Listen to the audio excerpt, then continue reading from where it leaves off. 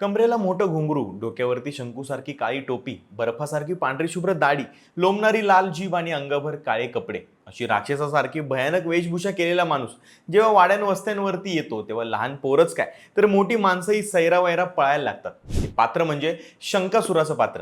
सध्या झी5 वरती देवखे नावाची एक वेब सिरीज आली, पण सगळे कोकणवासी मात्र पेटलेत. तिकडे आंदोलन होतात आणि सिरीजवरती बंदीची मागणी होते. का तर या सिरीजमध्ये शंकासुराला चक्क एक क्रूर खुनी आणि हिंसक पात्र म्हणून दाखवण्यात आले.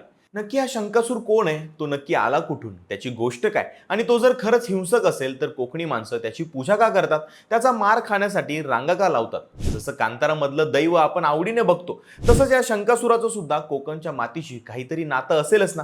त्याच शंकासुराची गोष्ट सांगणार आहे आजच्या या व्हिडिओमधून. नमस्कार, मी शुभम गोरे आणि तुम्ही पाहताय लगाव बत्ती. कोकणातला शिमगा म्हणजे सण नाहीये, तर ते कोकणातल्या लोकांचं जगण्याचं एक टॉनिक आहे. आपल्या भारतात जे काही सण आहेत त्या सणांमध्ये आपण देवाच्या दर्शनाला मंदिरामध्ये जातो, पण कोकणातला शिमगा याला अपवाद आहे. इथे देव स्वतः पालखीमध्ये बसून भक्ताच्या घरी त्याच्या भेटीला येतात. या पालखीसोबत अनेक पात्र असतात, पण सर्वांचं लक्ष वेधून घेतो तो म्हणजे शंकासूर. पालखीतले बाकीचे देव जरी सात्विक असले तरी त्यांच्यासोबत हा राक्षस कुळातला राजा गावभोवनी करतो. त्याचं आदरातिथ्य होतं. आपल्या हिंदू धर्मामध्ये राक्षस आणि देव यांच्यामध्ये नेहमीच युद्ध दाखवलं जातं, पण कोकणातल्या शिमग्यामध्ये मात्र हा शंकासूर पालखीसोबत आनंदाने नाचताना दिसतो. या शंकासुराच्या हातामध्ये कापडाच्या चिन्हांपासून बनवलेली एक वेठी म्हणजे चाबुकासारखी एक गोष्ट असते. असं म्हणतात की शंकासुराने या वेठीने पाठीवरती मारलं तर ते भाग्याचं लक्षण असतं.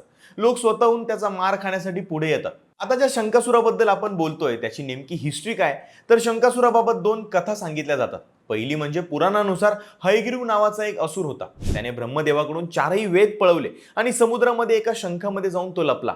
जेव्हा त्याला मारण्यासाठी भगवान विष्णूंनी मत्स्य अवतार घेतला होता आणि शंखामध्ये लपलेल्या त्या राक्षसाचा वध केला. शंखात लपला म्हणून तो शंकासूर. पण कोकणातल्या लोककलाकार आणि अभ्यासक यांच्या मते शंकासुराने ते पळवलं नाहीये, तर ते परत मिळवलं होतं. त्याने ते ज्ञान सर्वसामान्य लोकांसाठी खुलं केलं. इतिहास नेहमी जेत्यांच्या बाजूने लिहिला जातो, म्हणून जेत्यांनी त्याला राक्षस ठरवलं, पण तो ज्ञानाचा रक्षक होता. म्हणून आजही कोकणामध्ये काही ठिकाणी गणपतीच्या आधी शंकासुराचा नाच होतो, त्याला अग्रक्रम मिळतो. दुसरी कथा अशी सांगितली जाते की या शंकासुराला भगवान श्रीकृष्ण यांचाही अवतार मानतात. त्याची दंतकथा अशी आहे की भगवान श्रीकृष्णाने जेव्हा सांदीपनी ऋषींकडून विद्या ग्रहण केली तेव्हा गुरुदक्षिणा म्हणून ऋषींनी आपला समुद्रात हरवलेला मुलगा मागितला. श्रीकृष्ण समुद्रामध्ये गेले तेव्हा तो मुलगा एका असुराकडे होता. कृष्णाने त्याला ठार मारलं, पण मारताना त्या असुराने श्रीकृष्णाकडे क्षमा मागितली. तेव्हा श्रीकृष्णाने त्याला वरदान दिलं होतं की तुझ्या दर्शनाने लोकांची संकट दूर होतील.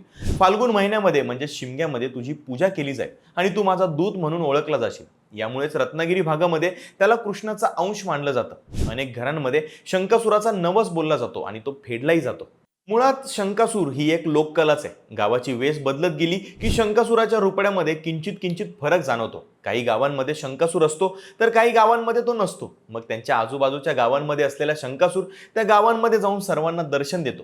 पण शंकासूर पाहावा ना, तो गुहागरचाच. त्यांच्या कमरेच्या घुंगराचा चाळ 4 किलो वजनाचा असतो. हातातली वेठी आणि मानेला आणि कमरेला लचके देत तो दुडक्या चालीवरती मागे पुढे करत नाचतो. ते पाहत राहण्यासारखं असतं. त्याची सखी असते गोमू. तिच्या भोवती तो गोल गोल पिंगा घालत तो नाचत असतो. सगळीकडे होळी पेटवलेली असते. त्या होळीच्या विस्तवामध्ये नाचून त्याला चिडवणाऱ्या मुलांना तो वेठीने मारत असतो. सगळ्यांचंच मनोरंजन तो करतो. मुलं त्याच्या भोवती फेऱ्या पण घालतात आणि मुलं त्याला प्रचंड घाबरतात सुद्धा. धावताना तो पडतो, ठेचकाळतो, पण त्या मुखवट्या मागचा कलाकार भूमिकेशी इतका एकरूप झालेला असतो की त्याला त्या दुःखाची किंवा जखमेची साधी जाणीवही झालेली नसते. गेल्या शेकडो वर्षांपासून ही शंकासुराची परंपरा कोकणामध्ये सुरूच आहे. शंकासुराला देव मानलं गेलं असल्याने त्याची पूजा होते. त्याला नवस बोलला जातो आणि मागच्या वर्षीचा नवस पूर्ण झाला असेल तर तो फेडलाही जातो.